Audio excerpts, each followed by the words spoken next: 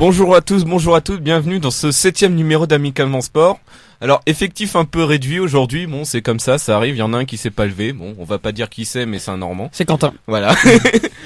Donc je le souhaite, vous avez reconnu même si on a des suppressions de postes, c'est vraiment la crise quoi. Ouais c'est ça. Bah il fallait, c'est Grishka, il m'a dit réduction de budget, il devait se faire... Ils ont vraiment changé, il devait s'acheter un nouvel ordi, donc bon, voilà. Vous avez reconnu les deux voix douces et suaves de Jonathan et Mallory. Suave. Oui, c'est douce, sensuelle. Je vais pas te contredire. Voilà. Coucou. Salut à tous les deux. Et Grishka aussi, avec sa grosse voix là derrière. Production. Salut. Comme d'habitude. Mais qui va parler aussi. Voilà, qui sera là aussi pour nous parler rugby, puisque... Oula. Enfin, et ça restera mieux que le Non, football américain. Oui, toutes les vannes usées qu'on faisait il y a 5 ans, bah vous allez les entendre. Non, je rectifie. Mallory et moi, on va lui laisser la parole de temps en temps, après vérification de ce qu'il dit, pour, voilà. Ça. Pour être sûr, justement, qu'il Il joue pas plus des trucs- Dominici. Voilà. Justement, pour éviter qu'il sorte ce genre de trucs. Non mais de Pas toute rugby, façon, il y a que Chabal. Hein. Donc voilà, pour une fois, on va avoir 3 sujets aujourd'hui, deux plus petits, c'est-à-dire le premier, on va revenir sur le Super Bowl avec Mallory.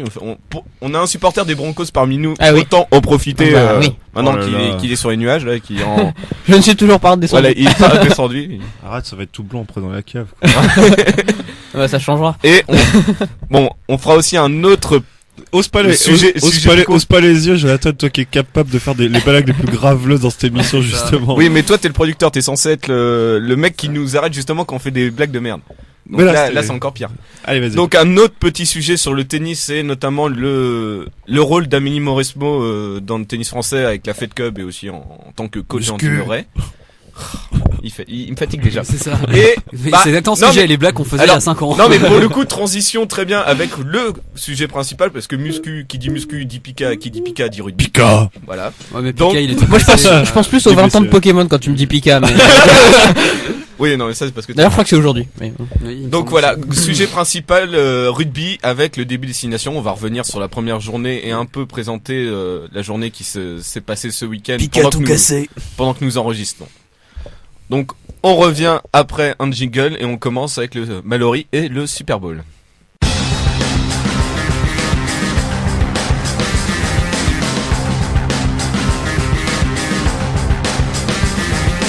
De retour dans Amicalement Sport. Alors Mallory, Oui, dis-nous comment tu te sens maintenant. très bien. Ah, Je me sens accompli. est-ce que t'es redescendu sur Terre ou t'es encore en Non, train toujours de pas. léviter autour de On Mars? va arrêter les métaphores sexuelles par contre les gars parce que Toujours pas. Je suis en hélicobite permanent. Voilà. Je viens d'arriver au-dessus de Denver. le dernier Et la vie est dinosaure. belle. Voilà. Mais elle est encore plus pourrie que celle que j'ai faite. Oui, en oui, antenne. ça elle était grishkagnesque C'est ça. comme blague. Ah non, pire. Tu te Ouais, routes comme mais c'est skis. pour- Non, ouais, mais- mais on parlait de Pokémon, de trucs qu'on 20 ans, bah Denver. Oui, justement. Revenons sur des bases. Le Super Bowl.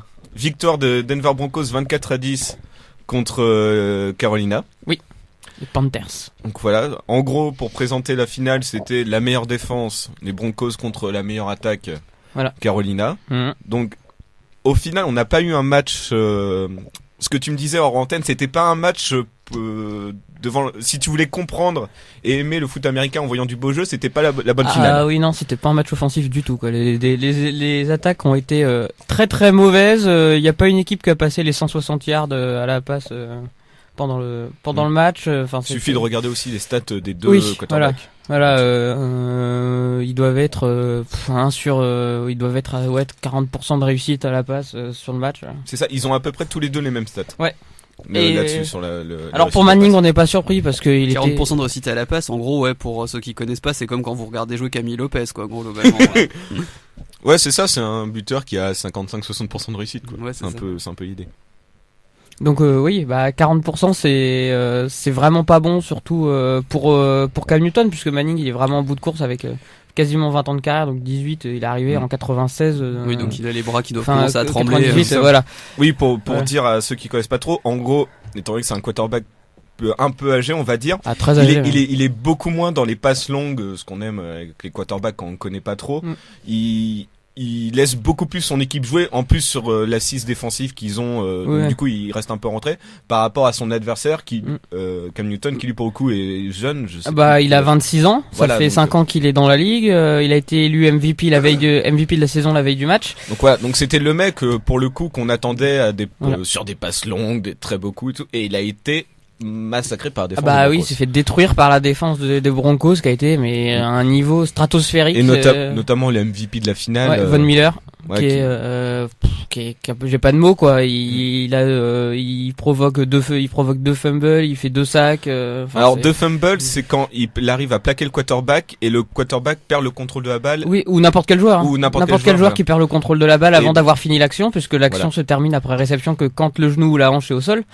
Donc avant, si le ballon sort des mains ou si le contrôle est pas total, le ballon s'échappe et puis du coup ça peut être recouvert par l'équipe d'en face. Voilà, et sur ce et ça arrivait 2 fois. Voilà, ça arrivait 2 fois. À la fin de au deuxième quart-temps, les Panthers sont confinés sur leur 10 yards, donc dans leur propre camp.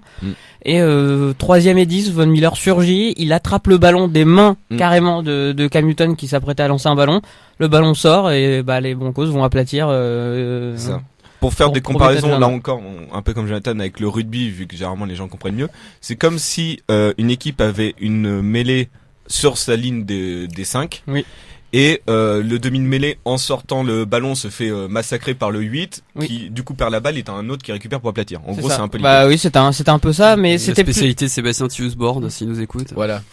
Et ça a été impressionnant puisque les Panthers ont été à 46 ou 49 points il y a 15 jours en finale de conférence contre les Cardinals. Ce qui te faisait dire d'ailleurs, enfin, t'étais pas très confiant. J'étais pas confiant du tout. Enfin, même si je savais que la défense des Broncos après le match qu'ils avaient fait contre les Patriots en finale de conférence de leur côté avait été très bon. Je me suis dit si jamais Newton commence à réussir à trouver ses receveurs comme Olsen, ça peut faire super mal. Et à aucun moment ils ont réussi quoi. Ils ont punté un nombre de fois incalculable. Ils ont un nombre de first down, donc réussir à passer les 10 yards pour recommencer une séquence assez pauvre. Ils ont pris la pression tout le match, les ballons tombaient, ils lançaient des ballons à 5 mètres au-dessus de ses receveurs, enfin ça ressemblait plus à rien. Et c'était beaucoup plus étonnant pour Cam Newton, puisque Manning a très peu joué de la saison, il a joué les premiers matchs, il n'a pas été bon du tout. Il s'est blessé au pied, c'est le remplaçant qui a fait la moitié des matchs et il est revenu juste pour les playoffs, donc au grand désespoir d'ailleurs du quarterback remplaçant qui avait fait tout le travail. C'est ça. Pendant la saison, il revient et bien tirer les marrons du feu quoi. Jack Manning, c'est un miraculé parce que quand il est revenu, quand il a signé aux Broncos, il sortait d'une opération cervicale en sorte des Colts où il s'est fait souder 2 cervicales. Oui, puis on sait que les opérations à cet âge-là, tu mets beaucoup plus de temps à remettre. Puis surtout les cervicales, tu connais les chocs qu'il y a au foot américain. Les cervicales, il peut plus lever l'épaule au-dessus d'un certain point, il sent plus le bout de ses doigts. Comme Staline en fait. Voilà. Donc c'est un quarterback qui sent plus ses doigts. Donc c'était un peu un problème. Ça l'a pas empêché de faire une saison à 55 touchdowns il y a 2 ans. Voilà. Avant de se faire détruire par les Seahawks au Super Bowl. Mais bon, ça c'était. Peut pas marcher à chaque fois. D'ailleurs c'était la même configuration puisque les Seahawks c'était la meilleure défense de la ligue et les Broncos c'était la meilleure attaque à cette époque-là. Bon, voilà. Donc. Non, ça permet aussi de comprendre le personnage, enfin pas le personnage, la légende du foot américain qui est Peyton Manning. Parce que bon, c'est vrai que généralement tu connais Tom Brady dans les quarterbacks, mais Peyton Manning a gagné un Super Bowl de moins du coup, parce que Brady en a gagné 3. Il en a gagné 4. Brady. Ouais, tu vois, 2 de moins, mais au niveau stats, au niveau record, c'est vraiment du même niveau et c'est impressionnant. Moi, pour le coup, à titre personnel, je suis pas fan de foot américain comme tu es, Mallory, mais le premier Super Bowl que j'ai regardé, c'était le premier titre qu'il gagne avec les Colts, donc je crois que c'est 2007. Ouais. Donc et c'est pour ça que j'avais découvert ce mec à cette époque-là. Et c'est vrai que c'était impressionnant et que du coup, de toute façon, c'est pas compliqué. Quand tu connais pas le foot américain, que tu suis de très loin, les seuls mecs que t'arrives à retenir, généralement, c'est les quarterbacks. Oui. Donc c'est numéro 10. Et voilà. Oui, forcément, c'est comme à peu près dans tous les sports. C'est celui qui est en pleine lumière que tu repères mieux. Oui, non, mais surtout, c'est celui qui a un rôle unique. En foot américain, tu vois, t'as la ligne de défense, la ligne d'attaque, et t'as le quarterback tout seul. Donc forcément, en plus, c'est celui qui fait les passes, c'est hyper télégénique, tout ça. Donc justement, en parlant de ça, c'est vrai que c'était pas un match qui était passionnant à regarder parce qu'il y avait beaucoup d'erreurs, c'était beaucoup de ballons relâchés. Mais si tu regardais le match, parce que c'était un match de défense, de toute façon le MVP du match ne pouvait pas être une autre personne qu'un défenseur. Mais ça a été monstrueux. C'est probablement l'une des meilleures défenses qu'on ait vues depuis 15 ou 20 ans, celle des Broncos de cette année. Les mecs ne peuvent plus jouer alors que c'était le meilleur joueur de la ligue cette année, Cam Newton. Quand tu cantonnes une équipe à 10 points alors qu'ils ont eu 20 points de moyenne toute la saison, que tu les cantonnes à 10 points au Super Bowl, à 7 points à la mi-temps. C'est impressionnant. C'était extrêmement impressionnant et enfin il y a pas eu de match finalement puisque ils ont été qu'une fois en position de marquer un touchdown, les Panthers ils l'ont fait. Donc derrière ils sont pas rapprochés, sa poche donc sa ligne offensive a été complètement enfoncée mais de tous les côtés. Ça rentrait par Von Miller, ça rentrait par TJ Ward, ça rentrait partout quoi. De Marcus Ware, enfin il y en avait mais absolument partout, même Aqib Talib qui a été replacé, qui était un joueur de milieu de terrain qui a été replacé tout au fond du terrain, qui a fait d'ailleurs un geste monstrueux en attrapant le masque qui pouvait briser la nuque du joueur, mais s'il le faisait pas, le mec allait au touchdown. Donc il a dit oui, j'assume le geste, mais le geste est horrible. Il l'attrape par le casque, il le fait tourner sur sa tête, le mec. Ce qui est totalement interdit. Ce qui est totalement interdit. Ouais, ça on appelle un face mask. Et c'est très mal vu. Oui. Même dans ce sport, tu vois, il y a des mal vu, même pas forcément, vu que c'est particulièrement dangereux. Oui, c'est extrêmement dangereux. Bah oui, parce que quand tu vois qu'au rugby, c'est pas pour rien. Qu'au rugby, même au foot australien, qui sont quand même des sports où généralement les contacts, c'est pas, voilà.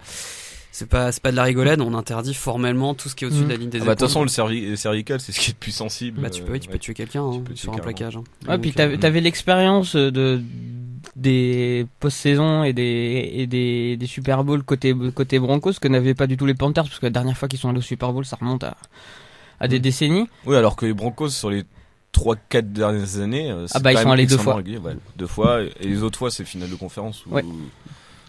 Sauf l'année dernière où c'est sorti au premier tour, sans gloire. Par contre, petite question, tu parlais du MVP de la finale, c'est désigné comment, concrètement?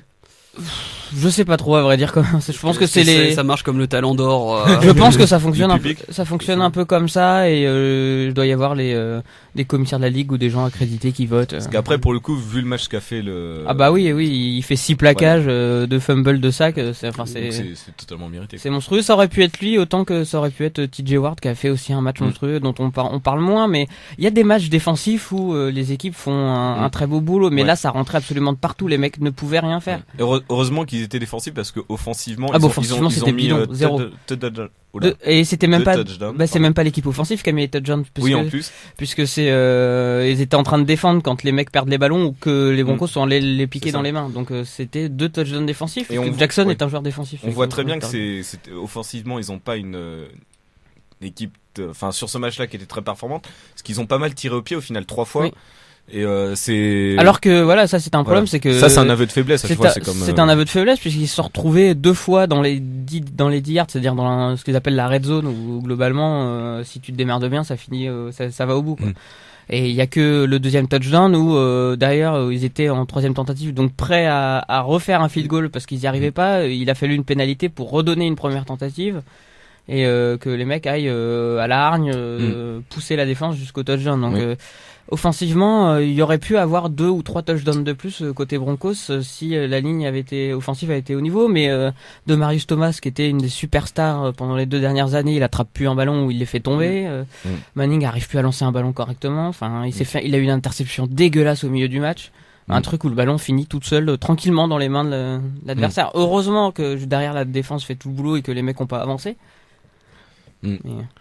Donc pour conclure cette page Super Bowl, on a compris Broncos, c'est quoi? C'est leur 3e titre après 98 et 99. 98. Je sais plus si c'est l'année d'avant ou l'année d'après le deuxième, mais ça s'enchaîne. Les deux s'enchaînent fin des années 90. Avec John Elway qui est maintenant manager général du club. C'est l'une des équipes les plus régulières de ces dernières saisons, on l'a dit. Il leur reste une grosse question pour l'année prochaine et je crois que c'est pas encore tranché. Est-ce que Manning continue? J'espère pas. Voilà, j'espère pas parce que de ce que tu nous dis clairement c'est Enfin, il est proche de la fin, et ça serait bien pour lui qu'il arrête sur un Super Bowl quand même. Faut qu'il arrête maintenant, parce que sinon on va faire ce qu'on appelle faire une Brett Favre, c'est-à-dire un mec, t'es une légende et tu finis en faisant absolument n'importe quoi. C'est-à-dire avec une saison horrible et tu pars sur une note absolument négative. Et il faut qu'il arrête maintenant, quoi. Sachant que le quarterback remplaçant qui a fait la plupart de la saison, du coup, a eu un très un bon niveau, quoi. Oui, il doit tenir la route. Voilà, il doit pas être un peintre de service. Non, c'est un rookie. C'est-à-dire que c'est un mec qui a joué des bouts de match ou des fins de match, qui s'est contenté de donner des ballons pour faire des courses, donc il en sait pas grand-chose. Cette année, il a dû prendre des responsabilités. Il a été acteur dans la victoire en régulière contre les Patriots. Mais derrière, oui, il va falloir qu'il prenne en main ça, et il faut que Manning arrête, quoi. Faut qu'il parte maintenant. Si imaginons que Manning prenne sa retraite, tu penses que ça serait oui, là il y a pas photo. Il a été, ça fait 2 ans qu'il est formé par Manning pour prendre sa place. C'est lui qui ira. L'élève. Oui. Puis il est très grand en plus. Hein. Une question d'un total amateur en NFL. Il y a un autre quarterback qui est très connu, même pour des gens qui ne suivent pas le football américain, c'est Tom Brady. Oui. Il joue toujours. Il joue toujours. Il est toujours. Il a quel âge? Il y a pas une grosse différence. Il a 2 ans de moins, je crois, que Manning. Il a 37 ans. Il gagne le Super Bowl l'année dernière avec les Patriots. Et là, il se fait battre en finale de conférence par les Broncos. Et là, il est battu, par la défense des Broncos en finale de conférence. Mais c'est un mec, lui, qui a encore 4 ou 5 ans devant lui, parce qu'il est encore en très très bonne forme, quoi. Ah oui. Alors 4 ou 5 ans, faut voir aussi peut-être avec l'âge qui avance, parce que déjà l'espérance de vie quand t'es joueur de foot américain est quand même assez limitée. C'est de plus en plus rare finalement, parce que tu vois maintenant il y a pas mal de joueurs qui sont vieux, qui reviennent pour les célébrations, quand il y avait toutes les légendes qui étaient venues avant le match. Il y a des gens qui ont plus de 70, 80, parce qu'il y a une époque, 5 ans tu vois que les mecs sont un peu raides. Les gars ils revenaient pas. Hein. Oui. Oui, clairement la retraite après le suivi médical il est exemplaire au FUTUS, hein. Ils prennent même pas de risques, ils ont des protocoles. Faut donc avoir un suivi médical pour notre Camille. Oui. Les commotions, c'est un gros problème en NFL, et il y a des joueurs qui viennent de commencer leur carrière, qui doivent arrêter parce qu'ils sont en danger. Même en rugby, en rugby, on en parle de plus en plus. À tous les niveaux, c'est-à-dire que si un joueur qui a eu 2 commotions cérébrales, si jamais tu parles d'un homonyme, par exemple? Oui, par exemple. Un Irlandais. D'ailleurs, en rugby, il me semble que si t'en as 2 au 3e, tu dois arrêter ta carrière. Ça, et surtout qu'il y a pas la même. Mais que t'aies 15 ans ou que t'en aies 38 ans, ça c'est pas la même licence que tu sois en avant ou arrière, il me semble, parce que t'as pas les mêmes dangers. Oui, clairement, oui. Non, mais c'est des protocoles qui sont hérités de NFL pour le rugby. Voilà. Oui, mais regarde Sexton, normalement, il a pas forcément les mêmes dangers qu'un avant. Sauf que, quoi que s'il dit, c'était quand même un peu le target man, quoi, mais. Il a déjà censé aller au plaquage. 2 gros chocs où il a perdu connaissance, quoi. Et même Elisel en avait eu au moins 2. Dont un énorme contre et d'ailleurs il y a un Français qui a perdu le Super Bowl, puisqu'il y avait un article dans l'équipe qui parlait du physiothérapeute des Carolina Panthers qui est français et qui avait à la préparation physique des Panthers, qu'on fait une super saison. Mais c'est la même saison qu'ont fait les Broncos il y a 2 ans, c'est-à-dire ils sortent la saison avec meilleure attaque de l'histoire de la NFL et puis ils se font poutrer en finale. Donc on va voir s'ils opèrent le même changement et qu'ils gagnent le Super Bowl dans 2 ans avec la meilleure défense. Voilà. Donc résumé, c'est pas un Super Bowl qui restera dans l'histoire, parce que c'était pas un très beau match. C'était un match intéressant, mais c'est intéressant pour les amateurs, tactique. Pour ceux qui s'y connaissent, quoi. C'est déjà un sport tactique de base, même quand c'est spectaculaire, mais c'est pas le Super Bowl où tu vas séduire la moitié de la planète qui n'y connaît rien. Non, il y avait pas de gestes spectaculaires à part des gestes défensifs, parce que quand tu connais le foot US, savoir qu'aller plaquer le quarterback, c'est assez rare. Quand tu le fais 7 fois dans le même match. Celui de l'année dernière était pas mal. Celui de l'année dernière était vraiment pas mal avec des retournements de situation. Oui, avec le dernier appel des Seahawks qui peuvent gagner le match et qui lancent une passe alors ça n'avait aucun sens, et ils sont interceptés, fin du match terminé, quoi. Oui, c'est vrai. On parlera aussi, je pense, dans la partie qui va suivre d'un geste de fin de match, destination qui n'avait absolument aucun sens. Écoute, transition parfaite. Voilà. On va conclure le Super Bowl là-dessus et on va passer au rugby. Et justement, ce drop magnifique, mais magnifiquement triste de Sergio Parisse. Oui, tout le monde n'est pas Zinzanbrook.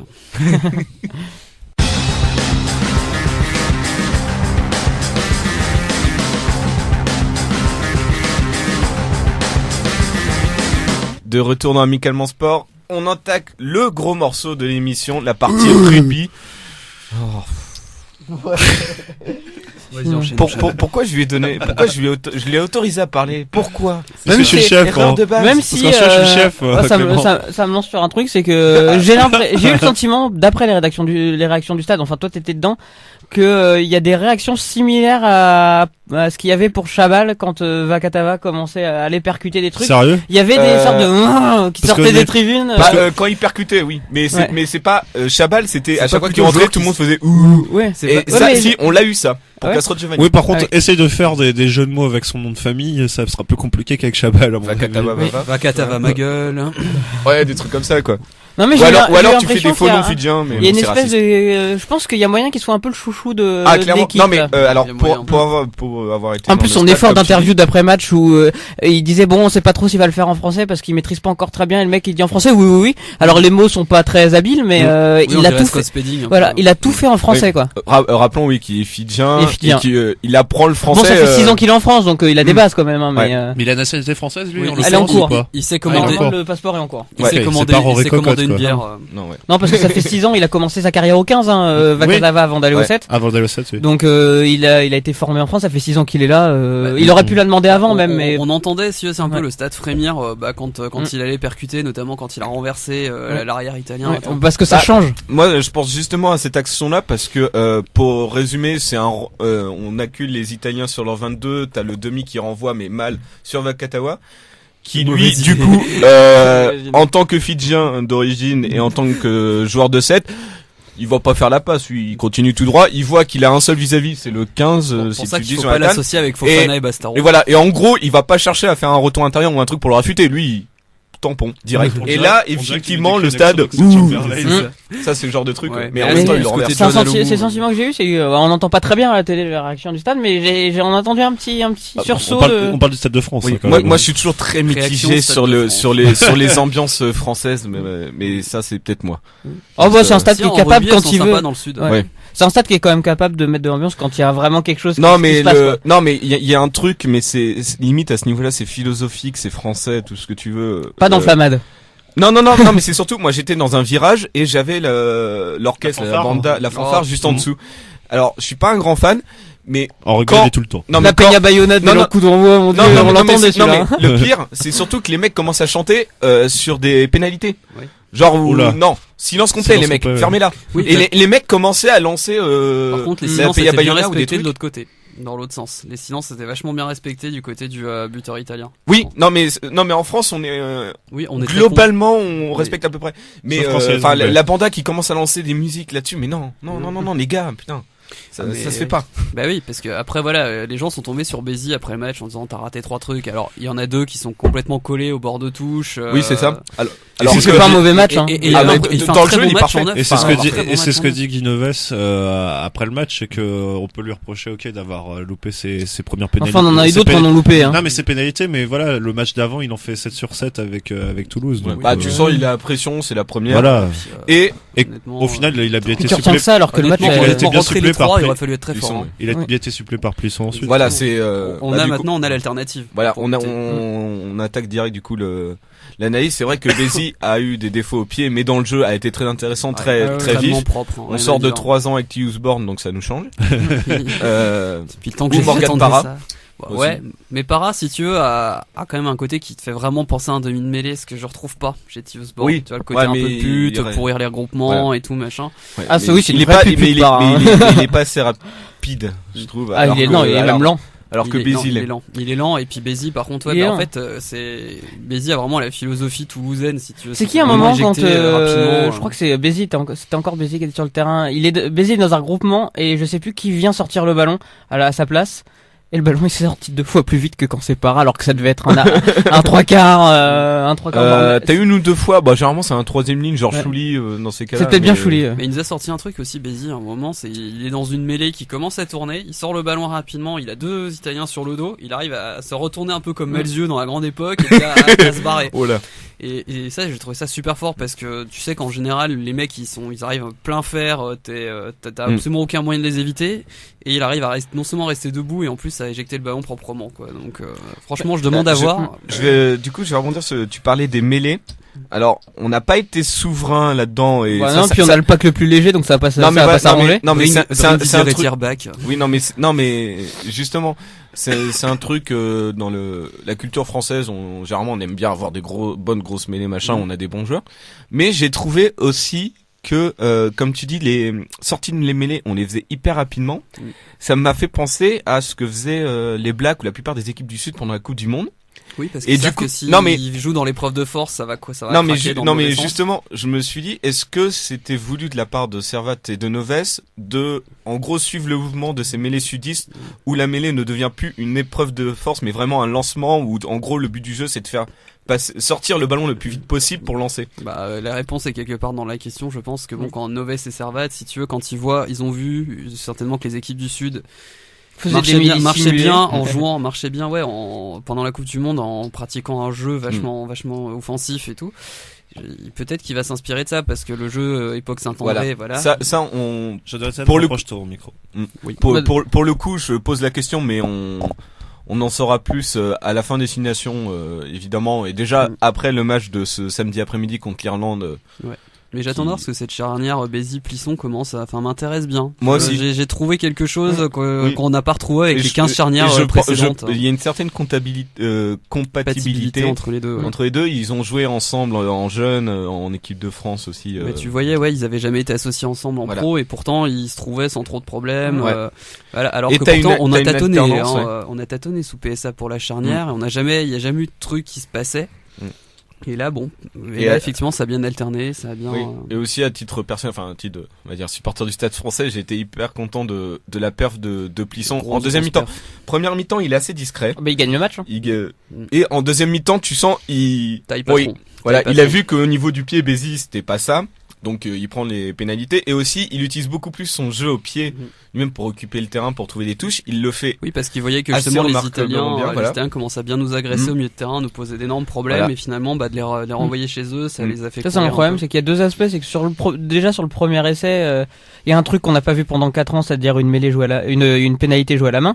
Et là, sur une action, ce qui a duré une phase de jeu qui a duré quasiment 4 minutes. Et c'est Bézi qui l'a joué à la main, soit dit. Et il y a eu plus de jeux sur cette action qu'en 4 ans quasiment. Alors c'est pour grossir le trait parce qu'il y a eu des trucs pas non plus et tout n'est pas acheté pendant 4 ans évidemment.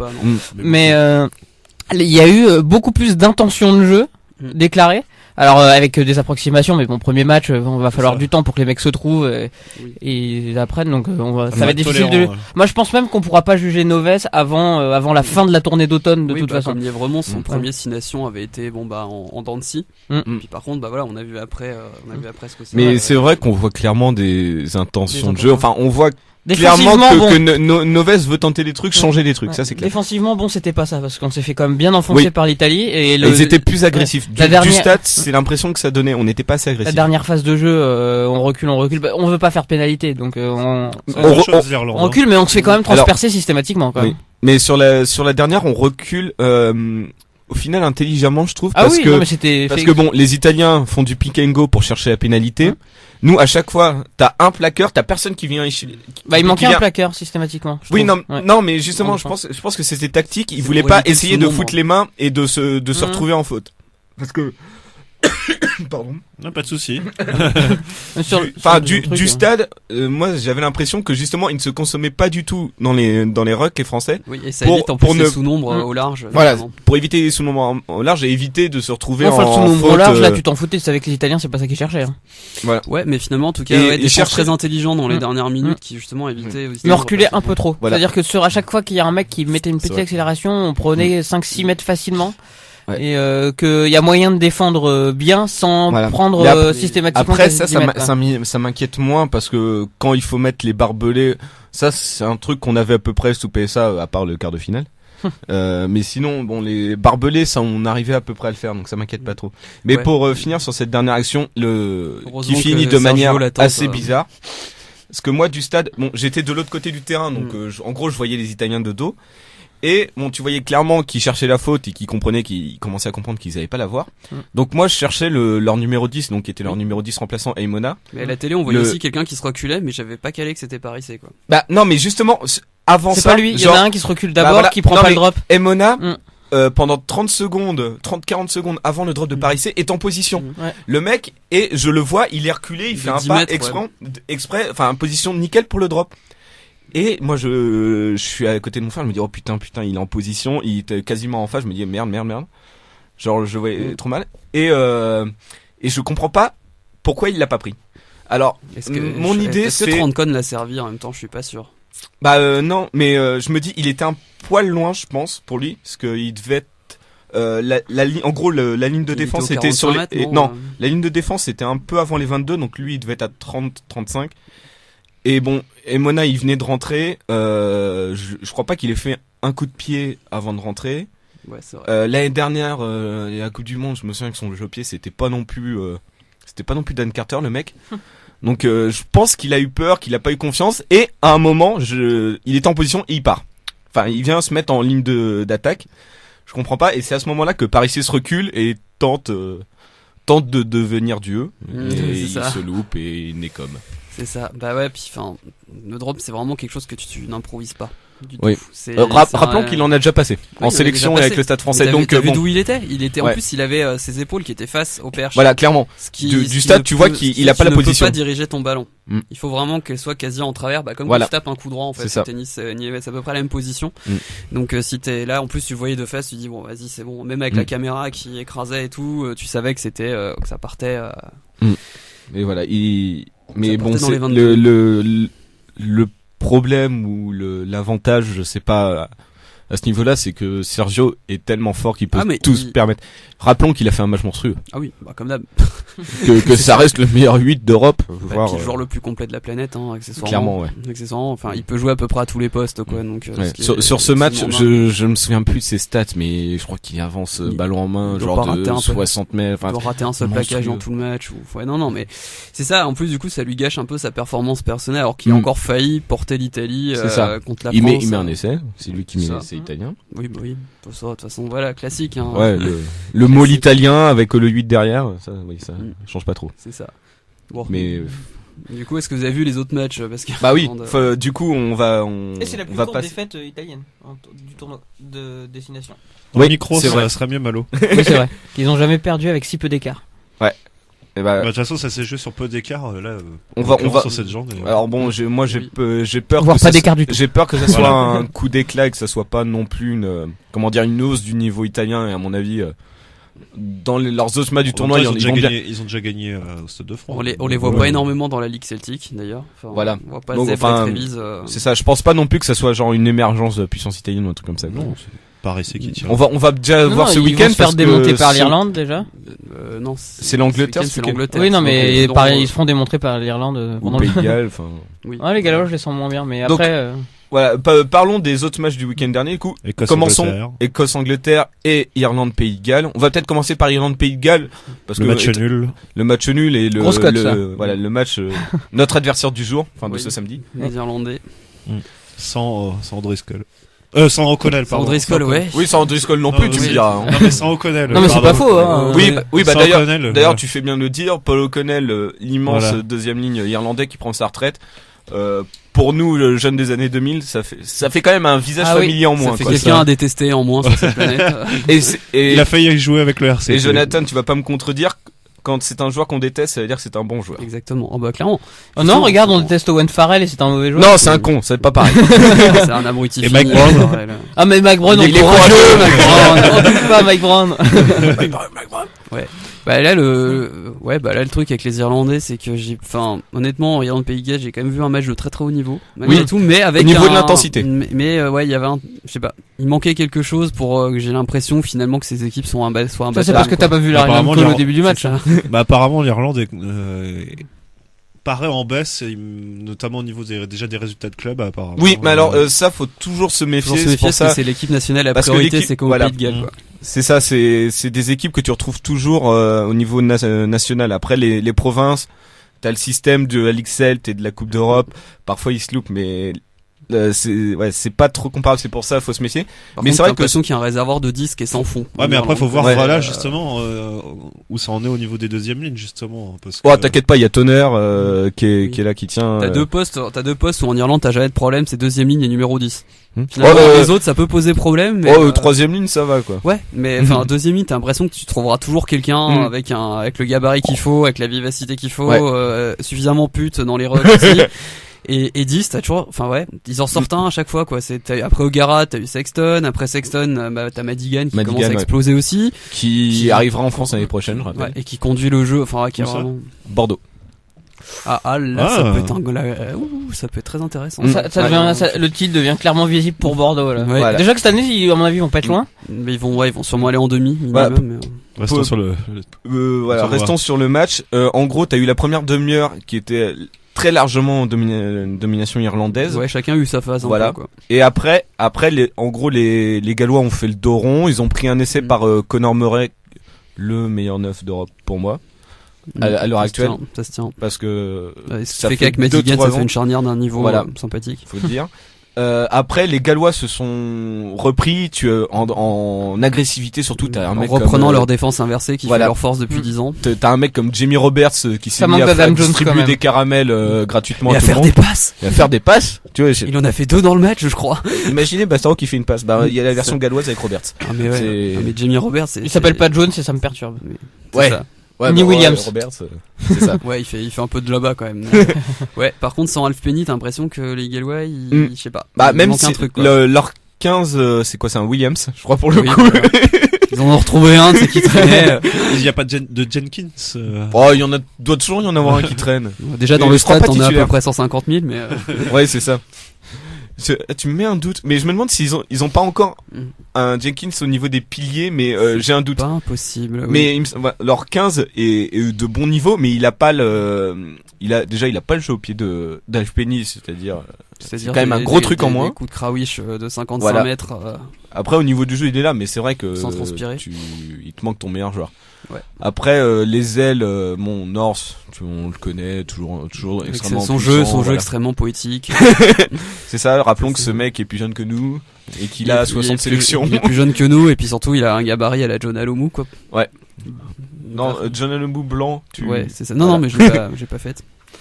Je l'ai pas faite, mais si tu veux. C'est réservé, ça. C'est le genre de gars, quand il t'arrive dessus. C'est réservé à Jean-Baptiste Goblet. Quand il t'arrive dessus, tu dis t'espères qu'il y a un copain qui va t'aider à venir plaquer, parce que sinon, puis là, tu vois que lui, il a en soutien Roberts et Kusberg, et là, tu fais aïe. C'est ça. De toute façon, les Gallois, il faut aller les choper haut. Parce que si ces machins-là arrivent à se lancer, ça fait des trous, quoi. Ouais. Limite, tu vois, faut être aussi agressif que leur défense inversée. Ouais. Par contre, il n'y a pas de Jenkins dans l'équipe qui jouera contre l'Écosse. Ah, merde. Par contre, avec un vrai 10, justement, contre les Gallois, tu peux orienter, et puis, parce que du coup, leur défense inversée a tendance, des fois, à laisser des vides, des boulevards entre les deux rideaux. Tout à fait, ouais. Donc ça peut être quelque chose d'intéressant à utiliser pour les Français. En parlant de 10, un gros coup dur pour les Gallois avec la blessure de Bigard. Ouais. D'un Bigard qui est blessé pour le reste du tournoi, je crois. J'ai un doute, je crois mais qu'il est forfait pour tout le tournoi. Donc voilà. Alors qu'il a annoncé joueur sur l'équipe contre l'Écosse. Donc bon, je pense que les mecs sont pas à jour. Non, je pense pas. Oui, parce que ça c'est sûr, il est forfait pour l'Écosse. Là-dessus, le journal se trompe. Rappelons quand même qu'il est toute notre sympathie, parce que c'est à peu près le seul mec à avoir, le seul sportif au monde à avoir plus de tics que Rafael Nadal à servir quand il va buter. Qui a un côté marrant avec sa Macarena là. Et que c'est un 10 de très bon niveau, on l'a vu à la Coupe du Monde. Il demande aux Anglais ce qu'ils en pensent. Voilà, notamment. Ils en ont gardé un bon souvenir, je crois. Les Anglais, du coup, oui, dernier match. Bonne transition. Oui. Bonne transition. Mais Jonathan me fait toutes mes transitions aujourd'hui, il est parfait. Il te transitionne. Il me transitionne. Bref. Angleterre-Écosse. Une Calcutta Cup classique, c'est-à-dire ambiance de malade à Murrayfield. Oui, voilà, c'était avec un Floor Scotland. Avec où t'entendais les England, je pense, on les entendait jusqu'à Glasgow. Non, moi j'entendais Bastard. Ouais, c'était à Murrayfield. Oui, normalement. Oui, puis t'avais des fuck-off aussi qui traînaient dans le tas, et donc c'est dans les traditions. Comme d'hab, une intensité absolument folle en début de match sur à peu près chaque impact, quoi. En gros, tu les ressens. Là, pour le coup, les Calcutta Cup, tu les ressens, tu ressens les impacts même devant ta télé tranquillement avec deux équipes qui jouent. L'écran tremble. Enfin, les Écossais qui jouent, c'est par nature, ils savent pas faire autre chose. Surtout avec Vern Cotter, en plus, tu vas pas leur demander de bétonner le jeu. Si ça aide, parce que du coup, tu prends quand même un minimum de plaisir à les voir jouer. Quoi qu'il arrive. Oui, non, mais moi perso, je prenais déjà du plaisir avant, de toute façon. Les Écossais, j'ai toujours pris du plaisir. Parce que avec leur côté joueur et leur côté beau perdant.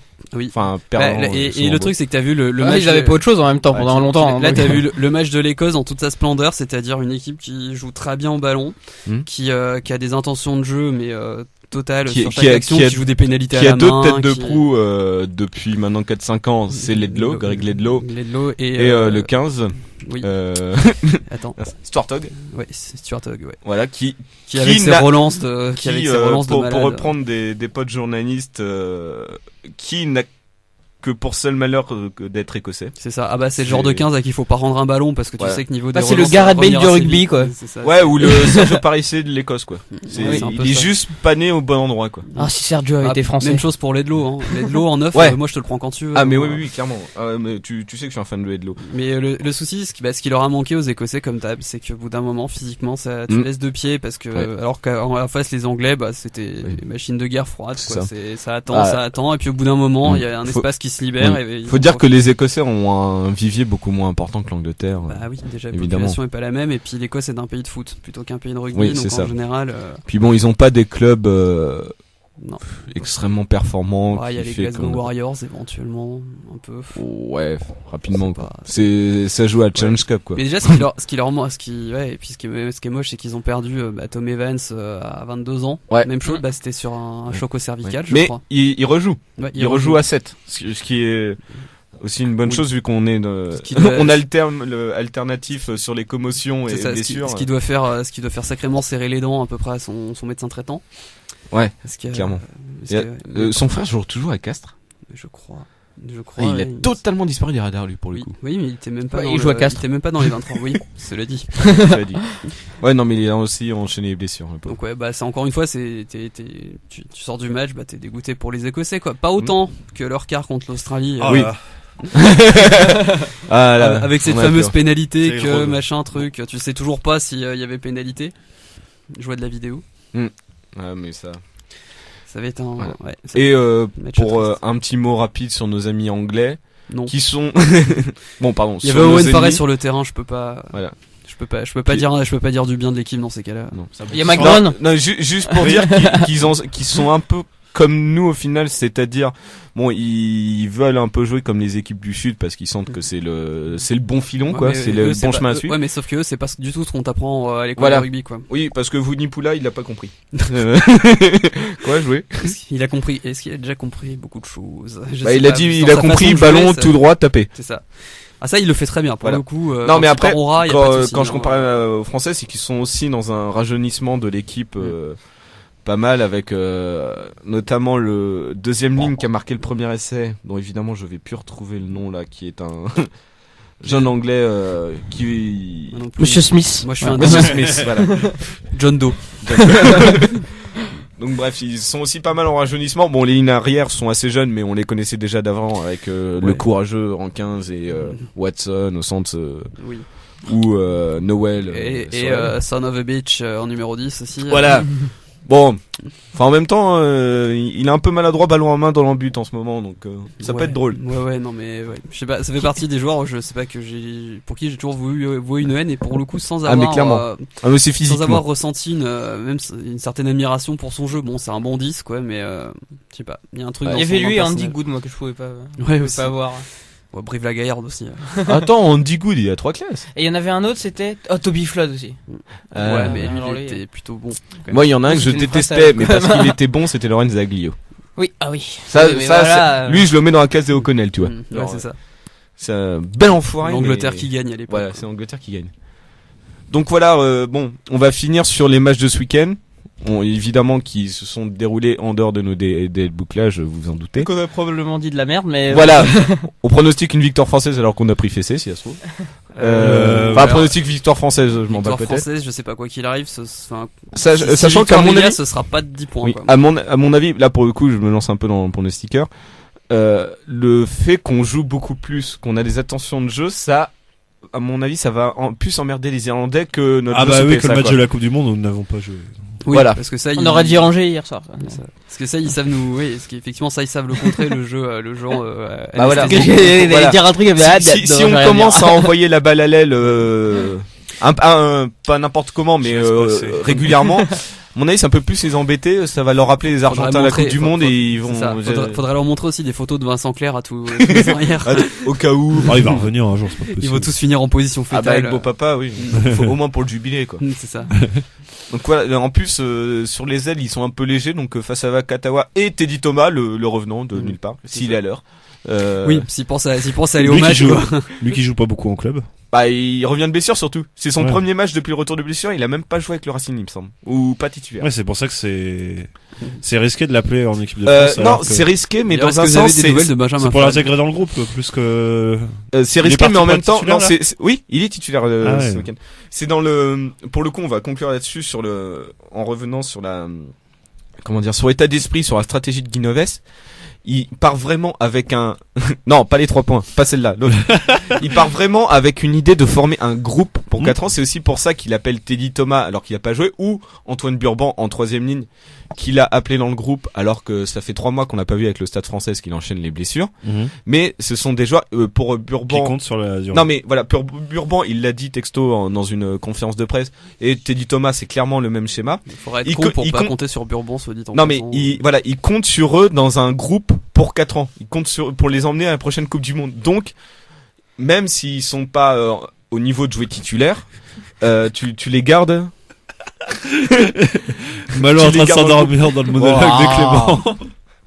Tu les mets dans le groupe pour les intégrer, pour vraiment fédérer, pour pas faire comme les 2 derniers sélectionneurs avaient un peu fait bon gré mal gré, c'est-à-dire partir sur 4 ans où tu prends 80 joueurs. Oui. Voilà.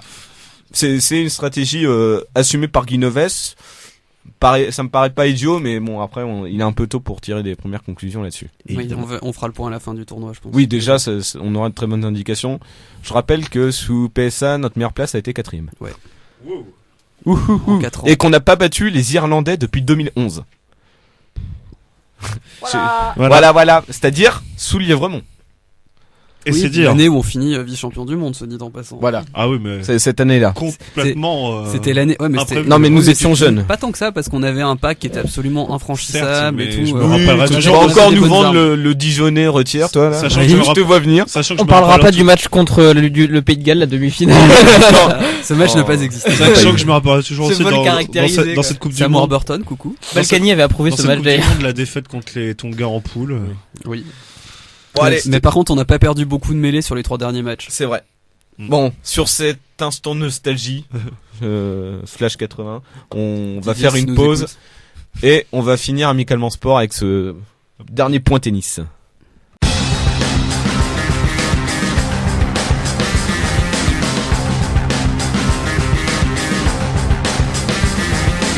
De retour dans Amicalement Sport pour cette dernière partie que nous déplorons la perte de Mallory, évacué sur blessure. Voilà, que voulez-vous, il s'est endormi après un ultime monologue de Clément. Il s'est rappelé des derniers matchs de Monaco, donc là il a été évacué vers l'hôpital le plus proche. Nous vous donnerons de ses nouvelles lors de la prochaine émission. Voilà. En fait, on est méchant, il avait un rendez-vous professionnel, comme quoi il a une vie professionnelle. Voilà. Il y a certains de nos auditeurs doivent bien l'envier, je suppose. Certains des chroniqueurs doivent l'envier aussi. Pas faux. Donc voilà, on va terminer sur un dernier point, un mini point qu'on va faire ça en 10 minutes, un quart d'heure rapidement. Un breakpoint. Breakpoint, tout à fait, vu qu'on va parler de tennis. À la limite, je l'accepte celle-là. Ouais, c'est vrai, elle était bien. Il y a pire comme lancement, voilà. Et je voulais vous parler de la Fed Cup. Quentin serait là, dirait, oh, le tennis féminin, c'est de la merde. Et surtout de la capitaine de l'équipe de France, Amélie Mauresmo. Voilà où je veux en venir. Le Fed Cup, le week-end dernier, les Françaises se sont qualifiées pour les demi-finales en battant les Italiennes. Alors qu'elles étaient tous sauf favorites. Quel week-end sportif pour les Italiens. C'était en France, mais effectivement les Italiennes étaient favorites parce que tu avais tu n'avais pas les 2 finalistes de l'US Open de l'année dernière. Ouais, mais t'avais quand même Sarah Errani. Tu avais Sarah Errani qui a fait finale de Roland Garros il y a quelques années maintenant, et tu avais Camille Giorgi qui elle pour le coup du niveau de Caroline Garcia et de Kristina Mladenovic au niveau du classement. Bah ça dépend, parce que le niveau de Caroline Garcia je le connais pas concrètement. Donc voilà. Ça fait des années je me pose la question. Au final, elles ont fait une très bonne performance en battant les Italiennes 3-1 si je ne m'abuse. Oui. Et elles ont parce qu'en Fed Cup tu joues jamais le double en fait finalement. Bah le double en fait c'est le match d'appui quoi. Voilà. Ça c'est différent des mecs. Et elles vont se retrouver en demi-finale contre les Hollandaises qui ont réussi l'exploit entre guillemets parce que de battre les Russes en Russie, sachant que les Hollandaises n'ont aucune joueuse dans le top 100 mondial. Bah je les connais pas en effet. Ah non mais je suis incapable de t'en dire aussi. Ouais, alors les Russes, j'ai cru comprendre que c'était un peu la merde au niveau de l'encadrement en fait. C'est pour ça que je disais un peu l'exploit entre guillemets parce que Sharapova avait poney, je crois. Non, mais surtout les joueuses ont quasiment dit face caméra qu'elles avaient balancé le match. Et la capitaine également, qui est Myskina, l'ancienne gagnante de Roland Garros 2004. Avec les dents particulières. Ouais. 2004 ou 2005, quelque chose comme ça. Oui, donc voilà. Je crois même d'ailleurs. Et fortement probable. Et du coup, bon, les Françaises ont quasiment un chemin assuré jusqu'en finale, de par cette demi-finale largement jouable de l'aveu même d'Amélie Mauresmo. Et ça nous permet de revenir sur calme. Ça va permettre au grand public de se rappeler l'existence de la Fed Cup, probablement. Qu'on a gagné 2 fois, début des années 2000. Oui, mais fallait voir la génération qu'on avait à l'époque. Voilà, aussi. qu'on a l'équipe de France, 2 victoires, 2 finales. Par les barrages aussi récemment. Oui. Non mais voilà, c'est là le début de mon propos en fait. Pour vous faire un rapide retour en arrière, 2012, la France est descendue dans le 2e groupe mondial, c'est-à-dire la 2e division. C'est une époque ce qui était un peu notre place à l'époque. Voilà, c'est l'époque où la meilleure joueuse c'était Marion Bartoli, mais elle ne venait jamais. Donc c'était Virginie Razzano, Julie Coin, Pauline Parmentier, ces joueuses-là. Et c'était des joueuses entre la 50e et la 100e place mondiale qui représentaient. Et en 2012, elles sont même à 2 doigts de descendre en 3e division, elles sont rattrapées en barrage. C'est là où le capitaine de l'époque, Nicolas Escudé, décide de partir ou est remercié, j'ai un doute. Je crois que je crois que c'est un commun accord. C'était une démission plus ou moins encouragée. Voilà, c'est ça. Et Amélie Angers, quoi. Et Amélie Mauresmo vient reprendre le rôle de capitaine. Elle qui avait quitté le circuit depuis maintenant 2-3 ans, qui avait fait 2-3 piges en tant que coach notamment de Victoria Azarenka à l'époque, sur 2-3 tournois. Et depuis, la France est revenue dans la première division mondiale en battant en match d'accession les États-Unis. Bon, t'avais pas les sœurs Williams, mais t'avais quand même Stevens, enfin des joueuses qui sont aujourd'hui dans le top 20. Sloane Stephens, t'es jamais content de jouer contre elle. Voilà, en plus, pour vous dire, c'est très très costaud. Oui. C'est comme Taylor Townsend, oui, c'est costaud. Voilà, c'est un coup droit un peu de barbare. À la Serena Williams, qu'elle doit taper même presque plus fort que Serena. Enfin, il y a elle, Stosur et Serena Williams. Oui, voilà, c'est ce profil-là. Parpaings, quoi.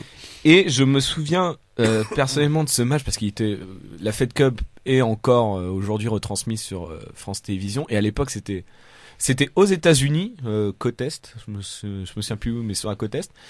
Et tu avais à l'époque Caroline Garcia déjà qui alors attends, donc c'était 2013, donc elle devait avoir 21, un truc comme ça, 20-21. Donc encore toute jeune, on l'avait découvert il y a pas longtemps, je pense que c'était Roland Garros. Ouais, ça devait être, je crois c'est Roland Garros 2011, où elle malmène Sharapova pendant Sharapova et tu as du coup Andy Murray qui lance ce fameux tweet un jour cette fille sera numéro mondial. Ouais. Bon, on attend.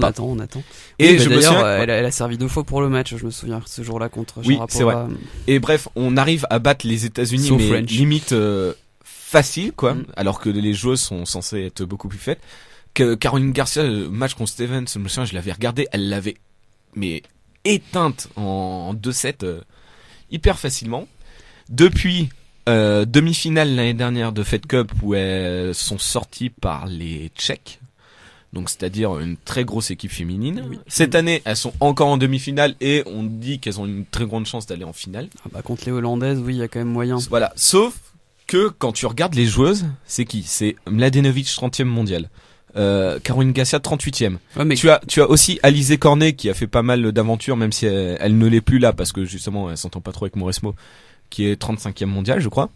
Là du coup en remplaçant tu avais Océane Donin qui du coup doit être 130 ou 140e mondial. Ouais. Voilà parce qu'on en a que 3 dans le top 100. Et ma question est la suivante, comment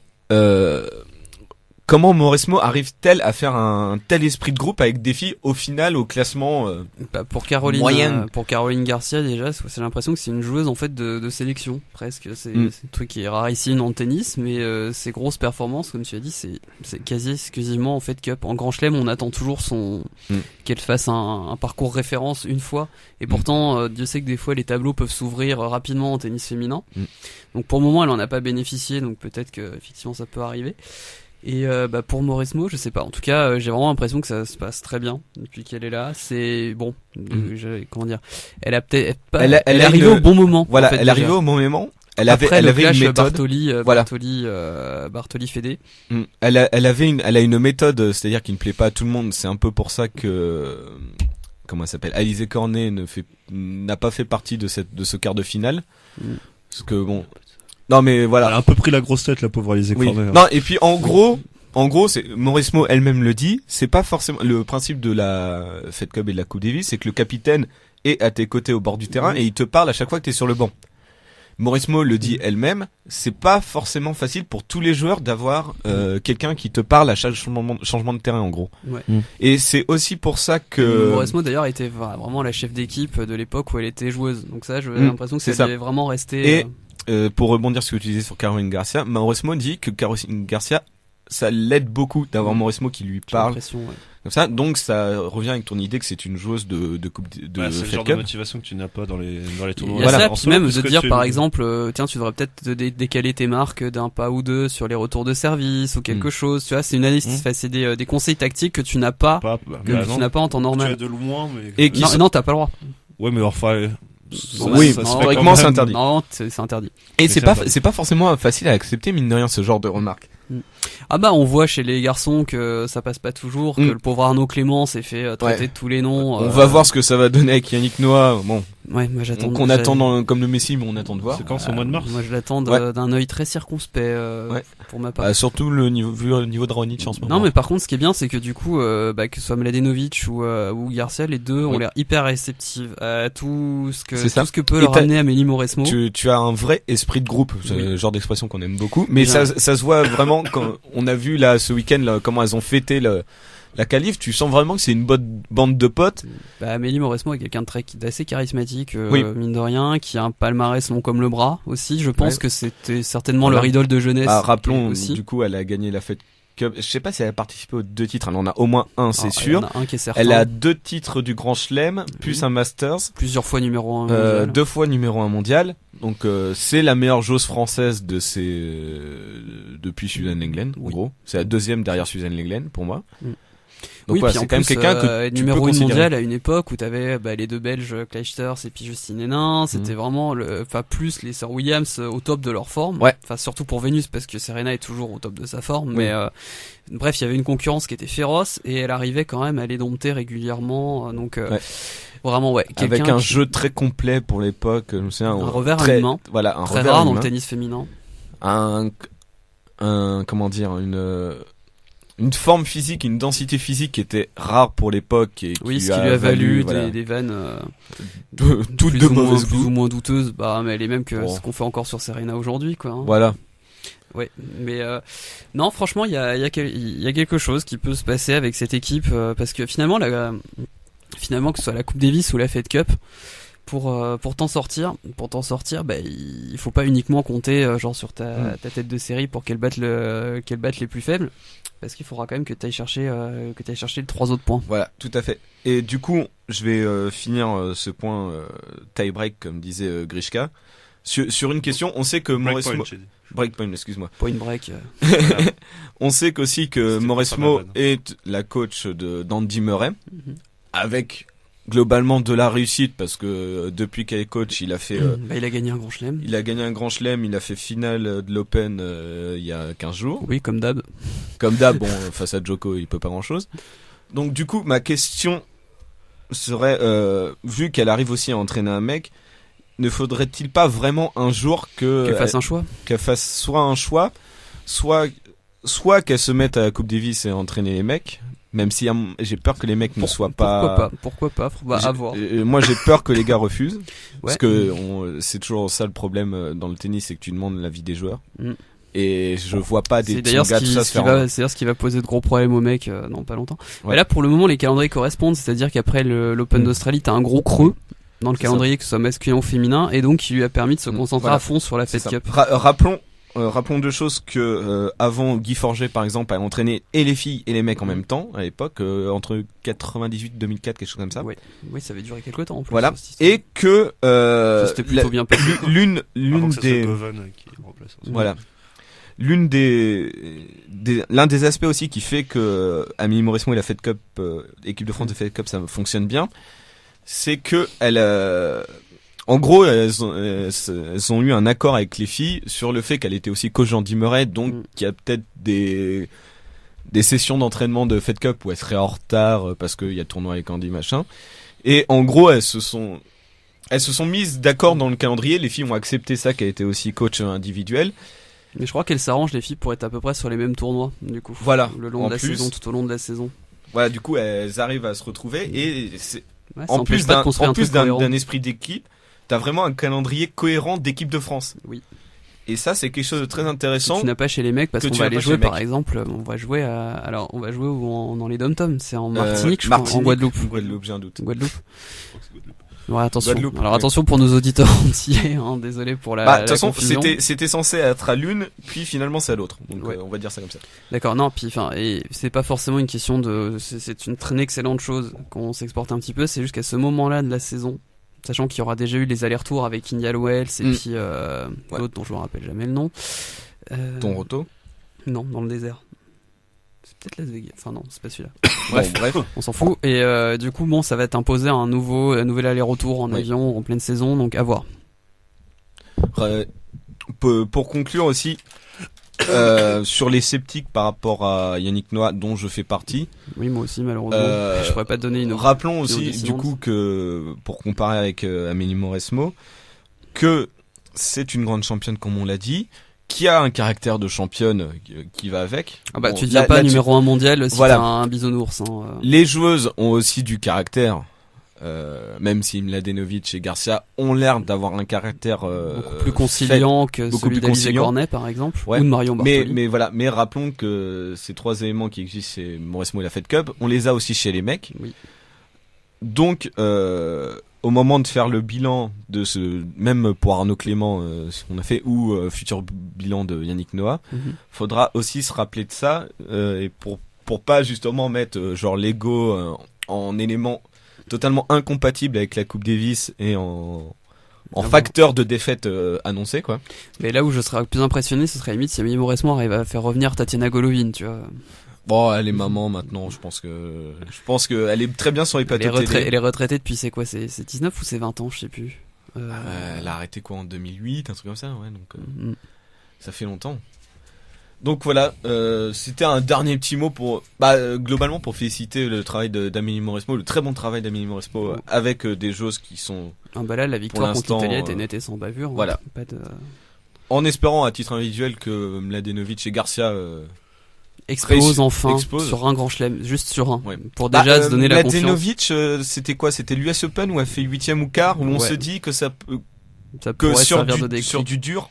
Parce qu'elle a pas l'air d'être bonne sur toutes les surfaces, mais sur les surfaces dures, ça peut le faire. Ou éventuellement de la terre battue. Mais le gazon, ça a vraiment pas l'air d'être sa tasse de thé. Et Garcia sur terre battue. Garcia, oui. Clairement. On espère parce que le tennis féminin a besoin depuis la retraite de Bartoli. Et même avant, parce qu'elle n'était pas hyper représentative de C'était pas la patronne. C'était pas la patronne. Donc on manque de ça depuis Mauresmo et Marie Pierce, quoi. Oh là là. Tout simplement. J'ai toujours du mal à associer tennis français et Marie Pierce, mais Si. Moi c'est bon. Deux finales de Grand Chelem. Oui. À Roland Garros. Et une Fed Cup. Deux titres, hein, même. Et une Fed Cup, je crois que c'est 2003 où elle gagne. Et en gros, la Fed Cup à l'époque, c'était Marie Pierce, Amélie Mauresmo. Oui. Elles ont joué les 3 simples et le double, c'était L2. Et elle gagne 3-2, 4-1. On voulait la gagner. Bon courage contre les adversaires, pour les adversaires d'ailleurs. Ah, ouais. C'est comme les Suisses qui peuvent aligner Federer, Wawrinka sur les 3 matchs, quoi. C'est ça. Ouais. Sachant qu'ils ont un très bon joueur de double après avec comment il s'appelle? Achou. Enfin, ils ont un très bon joueur de double derrière. Voilà. Oui, Ciudeli. Voilà, Ciudeli, quelque chose comme ça. Bon, on va s'arrêter là-dessus parce que c'est le chef qui dit. Ouais, c'est ça. Puis de toute façon, on va se faire virer. On va se faire virer de la salle, il y a les autres qui attendent, tout ça. Je vous souhaite une très bonne semaine, un très bon week-end à tous. Et je vous donne rendez-vous pour dans 15 jours et la prochaine émission d'Amicalement.